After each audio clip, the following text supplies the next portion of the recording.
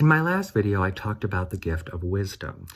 I failed to mention that wisdom is the highest gift of the Holy Spirit, at least traditionally construed by theologians, because it is that gift which gives us, in some sense, an experiential knowledge of God.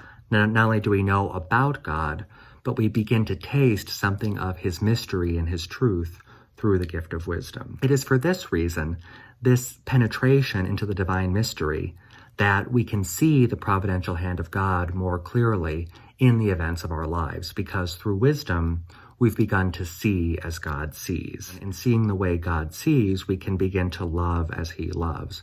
In some sense, our intellect is elevated beyond the ordinary processes of reason, and we perceive more immediately the fullness of the divine truth, of course, imperfectly, at least from our vantage point in this life.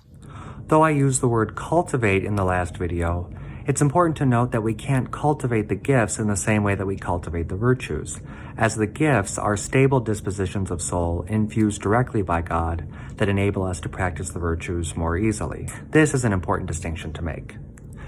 Thanks so much for listening. Every day we can learn something new about our Catholic faith.